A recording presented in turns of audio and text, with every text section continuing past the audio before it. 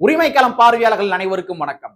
இன்னைக்கான அரசியல் களத்துல எது சம்பந்தமாக விவாதிக்க போறோம் அப்படின்னா, நேற்றைய தினத்துல சமூக வலைத்தளங்களை ஓபன் பண்ணி பார்த்துக்கிருந்தேன். அப்ப நம்மளுடைய தோழர் ஒருத்தர், அவர் ஆக்சுவலா ஒரு தலித் ஆக்டிவிட்டிஸ் சரிங்களா, அவர் சமூக வலைத்தளங்கள்ல ஒரு பதிவு போட்டிருந்தாரு. பராசக்திடா அப்படின்ற மாதிரி எழுதி ஒரு 2-3 ஃபயர் வேற விட்டுருந்தாரு. என்னடா இது, ஒரு தலித் ஆக்டிவிட்டிஸ்ட், எப்பொழுதுமே ஒரு கருத்தியல் சார்ந்து எழுதக்கூடிய நபரு, இவர் என்னடானா அசால்ட்டா பராசக்திடா அப்படின்ற மாதிரி எழுதி ஃபயர் விட்டுருக்காரு. சரி, வேற என்னென்ன பதிவு போட்டிருக்காரு பார்ப்போம் அப்படின்ற மாதிரி அவருடைய ஐடியை கிளிக் பண்ணி பார்த்தோம் அப்படின்னா, அவருடைய டைம் லைன் இருக்கு இல்லையா, அந்த ஃபேஸ்புக்ல டைம் லைன், அதை பார்த்தோம் அப்படின்னா, இந்த மாதிரி ஒரு ட்ரெய்லரை காட்டுறவனுக்கு லைஃப் டைம் செட்டில்மெண்டா வாங்கிக்கங்கடா அப்படின்ற மாதிரி மீம்ஸை வேற போட்டு இருக்காரு அந்த ஆளு. யோ, நமக்கே 1008 பஞ்சாயத்து ஓடி இருக்குது, இதுல பராசக்திடா அப்படின்ற மாதிரி ஒரு டைட்டில போட்டு அதுல ஃபயர் விட்டுருக்க அப்படின்னா, நீ எல்லாம் என்ன ஐடியாலஜிக்கல் ரீதியா பயணிக்கக்கூடிய ஒரு நபர் என்ற கேள்விகள் எழும்புகின்றது. அவருக்கும் இன்னும் ஏனைய சில தோழர்களுக்கும் சேர்த்து வச்சே இந்த பதிவுல சில பல தரவுகளை நம்ம பகிர்ந்துருவோம். சரிங்களா? நண்பர் அனைவருக்கும் இளம்பெருவழுதியின் இனிய வணக்கம். நாங்க இப்படி வந்து பார்த்துட்டோம், இனி ஜென்மத்துக்கும் எங்களால குனிய முடியாது. அதனால நாங்க சண்டை போட போறோம். பராசக்திடா இந்த திரைப்படத்தினுடைய ட்ரெய்லர் எவ்வாறு இருக்கின்றது என்பது நமக்கு தேவையில்லாத விஷயம். அது தேவையில்ல. அந்த திரைப்படத்தினுடைய ட்ரெய்லர் மூலமாக இங்க இருக்கிற சாதாரண சாமானிய மனிதர்களுக்கு அம்மன் ஜல்லிக்கு பிரயோஜனம் கிடையவே கிடையாது. இதான் நிதர்சனமான உண்மை. பட் இருந்தாலும் நாம இதை பத்தி ஏன் பேச வேண்டிய சூழலுக்கு தள்ளப்பட்டிருக்கோம் அப்படின்னா, நேத்துல இருந்து ஒரு கும்பல் என்ன பண்றாங்கன்னா, தீ பரவட்டும் பராசக்திடா அப்படின்ற மாதிரி ஒரு சில ஃபயர்லாம் விட்டுக்கிட்டு என்ன பண்ணியிருந்தாங்கன்னா, சமூக வலைத்தளங்கள்ல ஆக்கிரமிப்பு செய்து கொண்டிருந்தார்கள். சோ அந்த மாதிரி நபர்களை பார்த்து நம்ம சில பல கேள்விகள் கேட்க வேண்டிய தேவைகள் இருக்கின்றது. ஒண்ணும் கிடையாதுங்க. இன்னைக்கு சிவகார்த்திகனை கூப்பிட்டு வச்சு பல கோடி ரூபாய் பணத்தை போட்டு 24 மணி நேரமும் சன் டிவில ப்ரொமோஷன் கொடுக்குறாங்கன்னா அதுக்கு முக்கியமான காரணம் என்ன? இங்க இருக்க சாதாரண சாமானிய மனிதர்களுக்கு அது பிரயோஜனமா இருக்க போதா? கிடையாது. அவங்களை பொறுத்த வரைக்கும் என்ன, தன்னுடைய கட்சியை வளர்க்கணும். அந்த காலகட்டத்தில் நாங்க இப்படிலாம் செயல்பட்டு இருக்கோம் பாரு அப்படின்ற மாதிரி கலைத்துறையின் மூலமாக கொண்டு போய் சேர்ப்பதற்காகத்தான் என்ன பண்றாங்க, இந்த மாதிரி ஒரு திரைப்படத்தை எடுத்து வச்சிருக்காங்க. மற்றபடி சாதாரண சாமானிய மனிதர்களுக்கு அம்மன் ஜல்லிக்கு பிரயோஜனம் கிடையவே கிடையாது. இந்த பராசக்திதான் ஃபயர் விட்டாங்க தெரியுமா, அவங்கள பார்த்து நான் சில கேள்விகள் மட்டும் கேட்க வேண்டிய தேவைகள் இருக்கின்றது. ஒண்ணு கிடையாது. 120 நாட்களை கடந்து இங்க தூய்மை பணியாளர்கள் போராட்டம் செய்து கொண்டிருக்கின்றார்கள். இந்த திராவிட முன்னேற்ற கழகத்தினுடைய ஆட்சியில எங்க சொல்லு, பராசக்திடா தீ பரவட்டும். இப்ப சொல்லு, சாதாரண சாமானிய மனிதர்கள் தூய்மை பணியாளர்கள் 120 நாட்களை கடந்து போராட்டம் செய்து கொண்டிருக்கின்றார்கள், அவருடைய உரிமை தீ பரவட்டும். சொல்ல முடியுமா? அப்படி சொல்றவன் தாங்க உண்மையான பெரியாரிஸ்ட். அப்படி சொல்றவன் உண்மையான பெரியாரிஸ்ட். அதை விட்டுட்டு பராசக்திடா தீ பரவட்டும் என்ன? 120 நாட்களை கடந்து போராட்டம் பண்ணிக்கிருக்காங்க. ஆணவ படுகொலைக்கு தனிச்சட்டம் கொண்டு வரேன்னு சொல்லி நம்ம மாண்பு முதலமைச்சர் அவர்கள் ஒரு 4-5 மாதங்களுக்கு முன்பாக பதிவு பண்ணாரு சட்டமன்றத்துல. ஆனா அதுக்கு 2024 முன்னாடியே பார்த்தோம்னா, 2024 சட்டமன்றத்துல பார்த்தோம்னா தேவையில்லைன்னு சொன்னாரு, இந்த சட்டமே தேவையில்லைன்னு சொன்னாரு. ஆனா இந்த 2025ல எவனோ போய் போட்டு கொடுத்துருப்பான் முழுக்க, ஐயா நீங்க இந்த மாதிரி ஆணவ படுகொலைக்கு தனிச்சட்டம் கொண்டு வருன்னு ஒரு விட்ட போட்டு விடுங்க அப்படின்ற மாதிரி சொல்லிப்பாங்க முழுக்க. இவர் ஒரு அறிவிப்பு வெளியிட்டாரு நம்ம மாண்பு முதலமைச்சர் அவர்கள், ஆணவ படுகொலைக்கு நாங்கள் தனிச்சட்டத்தை கொண்டு வருவோம், அதற்காக KN பாட்ஷா தலைமையில் ஒரு ஆணையம் அமைக்கப்படும். இந்த KN பாட்ஷா அவருடைய தலைமையில் அமைக்கப்பட்ட அந்த ஆணையம் இது வரைக்கும் என்ன ஆக்டிவிட்டிஸ் பண்ணிருக்காங்க, ஏதாச்சும் அப்டேட் இருக்குதா? ஒண்ணும் கிடையாது. கிணத்துல போட்ட கல்லு மாதிரி தான் இன்னமும் கடந்துகிட்டே இருக்குது. அவங்க எங்க போனாங்க, யாரு விசாரிச்சாங்க, அவங்க கொடுத்த தரவுகள் என்ன, போனாங்களா போகலையா, இந்த மாதிரி எந்த விதமான டேட்டாக்களும் கிடையவே கிடையாது. சோ திராவிட முன்னேற்ற கழகத்தினுடைய ஆட்சியில தான் கொடுத்த வாக்குறுதியை தன்னாலே நிறைவேற்ற முடியாத பொழுது இப்ப சொல்லு தீ பரவட்டும் சொல்லி, தீ பரவட்டும் சொல்லு. திராவிட முன்னேற்ற கழகத்தினுடைய ஆட்சியில அவங்க கொடுத்த வாக்குறுதியை அவங்களாலே நிறைவேற்ற முடியவில்லை, தீ பரவட்டும். ஏழை எளிய மக்களிடம் இந்த செய்தி போய் சேரட்டும், தீ பரவட்டும் சொல்லுங்க. பராசக்திடா இதுல அது மட்டும் கிடையாது. பஞ்சம் நிலத்தை மீட்போம் அப்படின்ற மாதிரி 2011 என்ன பண்ணாருன்னா, நம்ம மாண்புமிகு கலைஞர் அவர்கள் அன்றைய காலகட்டத்துல ஒரு ஆணையத்தை அமைச்சாரு. அந்த ஆணையத்தினுடைய நீதிபதி கூட, ஓய்வு பெற்ற நீதிபதி கூட யாரும் பார்த்தோம்னா மருதமுத்து என்று சொல்லக்கூடிய நபருடைய தலைமையில ஒரு ஆணையத்தை அமைச்சாங்க. வழக்கம் போல எல்லா ஆணையமும் என்ன பண்ணாங்கன்னா, அந்த 4.25 வருஷம் கடந்ததுக்கு அப்புறம் அமைக்கிறாங்க. அந்த மாதிரிதான் 2011 கலைஞர் அவர்கள் என்ன பண்ணாருன்னா, ஓய்வு பெற்ற நீதிபதி மருதமுத்து தலைமையில் ஒரு பஞ்சமி நிலத்தை மீட்பதற்காக ஒரு ஆணையத்தை அமைச்சாரு. 2015 அதுக்கான ஆக்டிவிட்டிஸ் நடந்துச்சு அம்மையா ஜெயலலிதாவுடைய ஆட்சி காலத்துல. அதுக்கு பின்பாக எடப்பாடி வந்தாரு, ஒண்ணும் நடக்கவே இல்லை. சரி, எடப்பாடி வந்தா ஒண்ணும் நடக்கல. அதுக்கு பின்பாக நம்ம திராவிட முன்னேற்ற கழகம் ஆட்சி அமைக்குதே, உங்க டாடி அதாவது நம்ம கலைஞர் அவர்கள் அமைத்த அந்த ஆணையத்தை நீங்க மீட்டுருவாக்கம் செஞ்சு மறுபடியும் நடைமுறைக்கு கொண்டு வாங்க, விசாரணைகளை மேற்கொள்ளுங்க அப்படின்னு சொல்லி இங்க இருக்க சோசியல் ஆக்டிவிட்டிஸ் எல்லாருமே சேர்ந்து அண்ணன் திருமாவளவன் உட்பட என்ன பண்ணாங்கன்னா ஒரு கோரிக்கை வச்சாங்க நான் முதலமைச்சர் அவர்கள்ட்ட. இன்னமும் அந்த பஞ்சமி நிலம் மீட்பு சம்பந்தமாக எந்த விதமான அறிவிப்புகளுமே கிடையவே கிடையாது. திராவிட முன்னேற்ற கழகத்தினுடைய ஆட்சியில் இது போன்று போதாமைகள் இருக்கின்றது, ஏழை எளிய மக்கள்கிட்ட கொண்டு போய் சேருங்க பாப்போம், தீ பரவட்டும், திமுகவுடைய போதாமைகள் தீயாக பரவட்டும். இங்க எழுதுங்க தீ பரவட்டும். இதுல அது எனக்கு தெரிஞ்ச ஒரு அம்பேத்கரிஸ்ட் ஒரு அவர் எழுதுறாரு தீ பரவட்டும். அதே மாதிரி 5312 கோடி பட்டேல் சமுதாய மக்களுடைய நிதி என்பது 5312 கோடியை நம்ம திராவிட முன்னேற்ற கழகத்தினுடைய ஆட்சியில் திருப்பி அனுப்பி இருக்கிறாங்க. பட்டேல் சமுதாயத்தை சார்ந்தவர்கள், குறிப்பாக பறையர் சமுதாயத்தை சார்ந்தவர்கள், தேவேந்திர கோவில் வேளாண் சமுதாயத்தை சார்ந்தவர்கள், அதற்கு பின்பாக அருந்தேர் சமுதாயத்தை சார்ந்தவர்கள், இவங்க எல்லாமே தன்னுடைய வாழ்வுல தன்னிறைவு அடைந்து விட்டார்களா? இல்ல அவங்களுடைய குடியிருப்பு போய் பாருங்க. இன்னும் அடிப்படை தேவைகள் எக்கச்சக்கமா இருக்குது.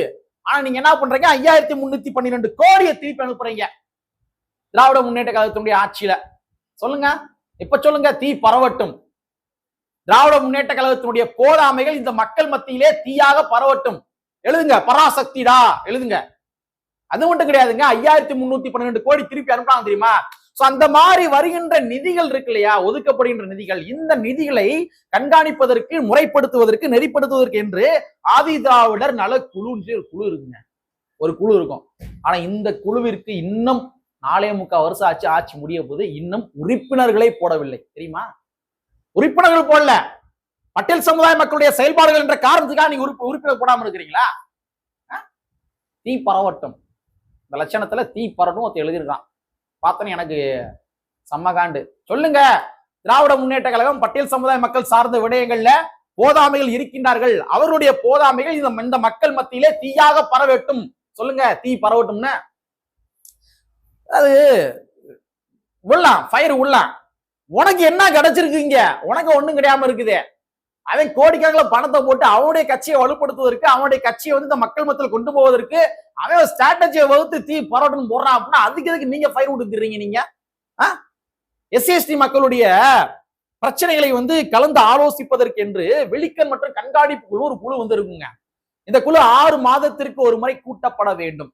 6 மாதத்துக்கு ஒரு முறை கூட்டப்பட வேண்டும். ஆனா நம்ம மாண்புமிகு முதலமைச்சர் அவர்கள் முதலமைச்சர் ஆன உடனே அந்த 2021 வாக்குல அந்த குழுவை கூட்டினார் நினைக்கிறேன்.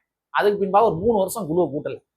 3 வருஷம் குழு கூட்டல அப்படின்னா என்ன, ஒரு வருஷத்துக்கு 2 முறை கூட்டணும். அப்ப 6 முறை கூட்டிட்டு 6 முறை கூட்டல. இந்த 2025 தாங்க கூட்டினாங்க. இந்த 2025 தான் அந்த குழு முதலமைச்சர் கூட்டினாரு. ஆனா அவர் கூட்டி முடிச்சிட்டாரு. அதுக்கப்புறம் 6 மாசம் கடந்து போச்சு, இன்னும் அந்த குழுவை கூட்டல. அந்த விழிக்கர் மற்றும் கண்காணிப்பு குழு என்று சொல்லப்படுகின்ற அந்த குழு, அது முதலமைச்சர் தான் அந்த குழுவுடைய தலைவருங்க. அவர் தான் தலைவர். பட்டேல் சமுதாய மக்கள் என்னென்ன பிரச்சனைகள் இருக்கின்றது, அந்த கேஸ்லாம் நடவடிக்கை எடுத்தாங்களா, விசாரணை மேற்கொள்றாங்களா, இது போன்ற அத்தனை தரவுகளையும் என்ன பண்ணணும்னா அந்த குழுவில் விவாதிப்பாங்க. ஆனா அந்த குழுவே கூட்டப்படவில்லை. விழிக்கர் மற்றும் கண்காணிப்பு குழு, வாய்ப்பிருக்கும் தோழர்கள் போட்டு ப்ரோக் பண்ணி பாருங்க, கூகுள் பண்ணி பாருங்க, ஜெமினில போட்டு பாருங்க, இதுல வேணா போட்டு பார்க்கலாம், தரவுகள் கிடைக்கும். ஆனா அந்த குழு கூட்டப்படவில்லை. பட்டேல் சமுதாய மக்களுடைய ஒவ்வொரு விடயங்களிலுமே இந்த திராவிட முன்னேற்ற கழகத்தினுடைய அரசாங்கத்தினுடைய போதாமைகள் என்பது தலைமுடியை விரிச்சு போட்டு ஜிங்கு ஜிங்கு ஆடுது. எங்க போடுங்க, சொல்லுங்க, தீ பரவட்டும், தீ பரவட்டும். சொல்லுங்க, இதை எப்படி எடுத்துக்கிறது? 2021 மாண்பு முதலமைச்சர் அவர்கள் பதவி ஏற்ற உடனே, அதாவது இன்றைய முதலமைச்சர் அவர்கள் நம்ம மு க ஸ்டாலின் அவர்கள் பதவி ஏற்ற உடனே விடுதலை சிறுத்தைகள் கட்சி நிறுவனர் அண்ணன் திருமாவர்கள் என்ன பண்ணாருன்னா போய் நேரா போய் சந்திச்சு, நீங்க சாதிய வன்கொடுமையை கண்டுபிடிப்பதற்கென்று, முன்கூட்டியே கண்டுபிடிப்பதற்கென்று ஒரு சிறப்பு நுண்ணறிவு பிரிவை உருவாக்க வேண்டும் அப்படின்னு கோரிக்கை வச்சாருங்க 2021. இன்ன வரைக்கும் அந்த நேரத்துல அந்த கோரிக்கை இன்னொரு நிறைவேற்றல. அந்த மாதிரி ஒரு ஸ்பெஷல் இன்டெலிஜென்ஸ் டீம் உருவாக்கி இருந்தாங்க அப்படின்னா ஓரளவுக்காச்சும் இந்த சாதிய வன்கொடுமைகளை கட்டுப்படுத்தலாம்ல, ஓரளவுக்காச்சும் இந்த சாதிய படுகொலைகளை கட்டுப்படுத்தலாம்ல. அப்ப அதெல்லாம் எதுவுமே நான் பண்ணல அப்படின்னா நீங்களாம் எப்படிங்க நீங்க தீ பரவட்டம், பராசக்திடா அப்படின்னு எப்படி ஃபயர் ஓட்டுக்கிறீங்க? இல்ல என்னால இது அக்செப்ட் பண்ண முடியல. தமிழ்நாட்டினுடைய அரசியல் எந்த அளவுக்கு கேவலமா மாறி போச்சு பாத்தீங்களா? எந்த அளவுக்கு கேவலம் மாறி போச்சு பாருங்க. என்ன பண்றாங்கன்னா நடிகர்னு சொல்லி ஒரு குறிப்பிட்ட கட்சி விமர்சனம் பண்றாங்க. அட் த சேம் டைம் அம்மையார் ஜெயலலிதா அவர்கள் இருந்த பொழுது ஐயா கலைஞர் அவர்கள் இறந்த பொழுது இறந்ததற்கு பின்பாக ஒரு வெற்றிடம் உருவாகி விட்டது அப்படின்ற மாதிரி சொல்லிட்டு நான் அரசியல் கட்சி தொடங்குவேன், ஒரு வெற்றிடம் உருவாகி விட்டது, இங்க இருக்கிற யாருமே சரியில்லை, தலைமை பண்பு சரியில்லை, தகுதி இல்லாதவங்க, நான் வந்துதான் அதை நட்டமா நிப்பாட்ட போறேன், ப்ரூஃப் பண்ணி காட்ட போறேன் என்று கூறி நான் கட்சி ஆரம்பிப்பேன் என்று கூறிய ரஜினிகாந்த் அவர்கள், சிஸ்டம் சரியில்லைன்னு சொன்ன ரஜினிகாந்த் அவர்கள், அவரு நேற்றைய தினத்துல ஒரு நிகழ்ச்சிங்க, அந்த நிகழ்ச்சியில முதலமைச்சர் அவர்கள் சென்டரா உட்காந்துருக்காரு. வலது பக்கம் பார்த்தோம்னா சிஸ்டம் சரியில்லைன்னு சொன்ன அவரே என்ன பண்ணாருன்னா ரஜினிகாந்த் அவர்கள் வலது பக்கம் உட்காந்துருக்காரு. இந்த பக்கம் யாரு தெரியும், பக்கத்துல யார் உட்காந்துருக்காருன்னா டார்ச் லைட் எடுத்து விட்டு எரிஞ்சாரு பாருங்க, டிவியில டார்ச் லைட்டை விட்டு எரிஞ்சாரு பாருங்க. அதான் மக்கள் நீதி மையத்தினுடைய தலைவர் கமலஹாசன் அவர்கள். எந்த போராட்டம் கலந்துக்கிற மாட்டாரு, கூட்டணி கட்சி நடத்த போராட்டத்தோடு கலந்துக்கிற மாட்டாரு, வெளியிலேயே வரமாட்டாரு. வெளியிலேயே வராத ஒரு பாலிசான அரசியல்வாதி தான் மக்கள் நீதி மையத்தினுடைய கமலஹாசன். இதுல அவர் எம்பி வேற, ராஜ்யசபா எம்பி வேற. அவர் வலது பக்கம் உட்காந்துருக்காரு. சென்ட்ரா முதலமைச்சர் அவர்கள் இந்த பக்கம் பார்த்தா கமலஹாசன், இந்த பக்கம் பார்த்தா ரஜினிகாந்த் அவர்கள். ரெண்டு பேருமே இன்னைக்கு இருக்கிற திமுக ஆட்சி நல்லாலாம் சொன்னவங்க தான். அவங்கள வச்சுக்கிட்டு நீங்க என்ன பண்றீங்க, சினிமாக்காரங்க அரசியல் வரக்கூடாது அப்படி இப்படின்னு ஒரு ஃப்ரேமிங் பண்ணிக்கிட்டு நீங்க சினிமாக்காரங்களை வச்சுக்கிட்டே நீங்க ப்ரொமோஷன் பண்ணிக்கிறீங்க உங்களுடைய ஒவ்வொரு நிகழ்வுகளையுமே. எவ்வளவு கேவலம் ஆயிப்போச்சு தமிழ்நாட்டினுடைய அரசியல். இப்ப இதெல்லாம் பார்த்துக்கிட்டு தான் தமிழ்நாட்டுக்குள்ள நம்மளும் இருந்து இருக்கோம். இதுல தீ பரவட்டம் அந்த வார்த்தையை பார்த்தாலே சும்மா காண்டாயிடுச்சு. அது குறிப்பா ஒரு தலித் ஆக்டிவிட்டிஸே அப்படி இந்த பதிவு போட்டிருக்காரு. அதனால அவருக்கு ஒரு பதிவு போட்டே ஆகுன்ற காரணத்துக்காக தான் இந்த காணொலி. ரெண்டாவது தோழர்களே, ரொம்ப ஹம்பிளான ரெக்வஸ்ட். எப்பயுமே ஒரு திமுக என்ன பண்ணுவாங்கன்னா, ஒரு டிபேட்டை டைவர்ஷன் பண்ணுவதற்கு அதுக்கு ஈக்குவலா என்ன பண்ணுவாங்கன்னா, இன்னொரு டிபேட்டை கிரியேட் பண்ணி விடுவாங்க. நல்லா தெரிஞ்சுங்க, ஒரு டிபேட் தமிழ்நாட்டுல ரொம்ப அதிகமா போய்க்கிருக்கு அப்படின்னா அந்த டிபேட்டை நம்ம மழுங்கடிக்க முடியாது. அது ஊதி ஊதி பெருசா போயிட்டே தான் இருக்கும். அப்ப அதுக்கு ஈக்குவலா இன்னொரு டிபேட் நம்ம கிரியேட் பண்ணி விட்டோம் அப்படின்னா மக்கள் அதை நோக்கி போயிடுவாங்க இல்லையா. அது மாதிரி அந்த மாதிரிதான் தமிழ்நாட்டுல இந்த திமுகவுடைய ஆட்சி முடிய போகின்ற இந்த நேரங்கள்ல பல போராட்டங்கள் நடைபெற்று கொண்டிருக்கின்றது. ஒரு பக்கம் தூய்மை பணியாளர் போராட்டம், ஒரு பக்கம் பார்த்தோம்னா ஆசிரியர்கள் போராட்டம், ஒரு பக்கம் பார்த்தோம்னா இங்கிட்டு அரசு ஊழியர்கள் போராட்டம். அவங்க சில எங்களுக்கு அது வந்துருச்சுன்னு சொல்லி சில பேர் வாபஸ் வாங்கினாங்க. சில பேர் என்ன பண்ணாங்கன்னா நாங்கள் போராட்டம் தொடருவோம், அரசாணை வந்ததுக்கு அப்புறம் பார்த்ததுக்காக தொடருவோம் அப்படின்ற மாதிரி. ஒரு பக்கம் பார்த்தோம்னா பயங்கரமா திமுகவுக்கு எதிராக ஒரு மிகப்பெரிய ஒரு போதாமைகள் மூலமாக டிபேட் பயங்கரமா போய்க்கு இருக்குது. அப்ப இதை எப்படா கட்டுப்படுத்துறது அப்படின்னா, தூக்குடா சிவகார்த்தியனை தூக்குடா, தீ பரவட்டம் அப்படின்ற மாதிரி 24 மணி நேரமும் இந்த சன் டிவி என்ன பண்ணா பராசக்தி திரைப்படத்தினுடைய முழு நேர ஒரு பின்னாடியே இருப்பாங்க உங்களுக்கு கேமரா வச்சுக்கிட்டு என்ன நடக்குதுன்னு.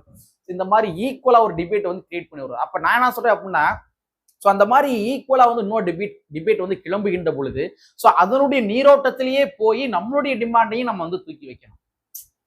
தீ பரவட்டும் போடுறாங்க அப்படின்னா நீங்க போடுங்க, ஆமா தீ பரவட்டும், தூய்மை பணியாளருடைய உரிமை சார்ந்த விடயங்கள், அந்த போராட்டங்கள் என்பது மேலும் வலுவடையட்டும், தீ பரவட்டும் அப்படி எழுதுங்க.